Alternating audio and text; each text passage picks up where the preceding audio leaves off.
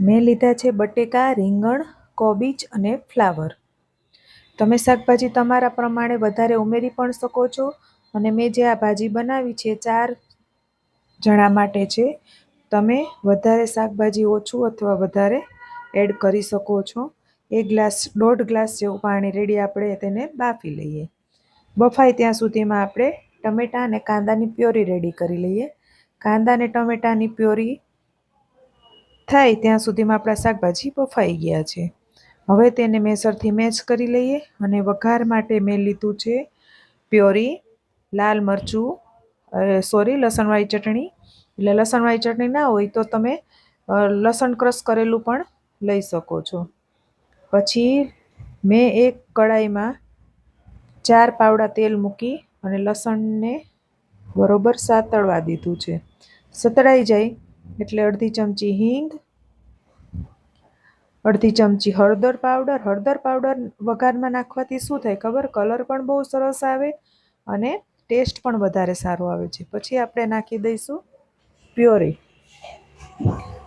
પ્યોરીને નાખી અને આપણે જ્યાં સુધી તેલ છૂટું પડે ત્યાં સુધી એને થવા દઈશું. જો થોડી જ વારમાં તેલ છૂટું પડી જશે એટલે આપણે બાકીના મસાલા નાખી દઈએ. 1.5 ચમચી જેવું મરચું પાવડર, સ્વાદ અનુસાર મીઠું, પાઉંભાજી મસાલો,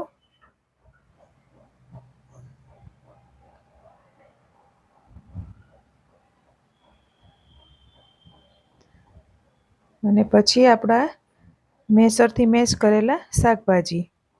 આ બધું જ એડ કરીને બરોબર હલાવી લેવાનું છે. તમે હલાવશો ને એટલે પાછું તેલ દેખાતું બંધ થઈ જશે.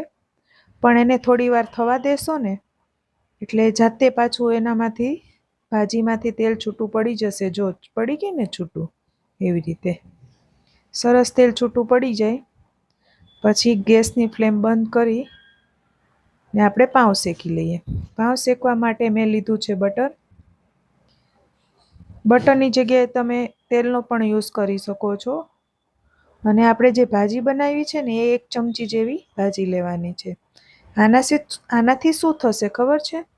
કે પાઉંનો ટેસ્ટ છે ને બહુ સરસ આવશે. તમે જે બહાર ખાવ છો ને પાઉંભાજી, એના પાઉં જેવો જ ટેસ્ટ આવશે. હવે મેં પાઉંને વચ્ચેથી કટ કરી લીધા છે.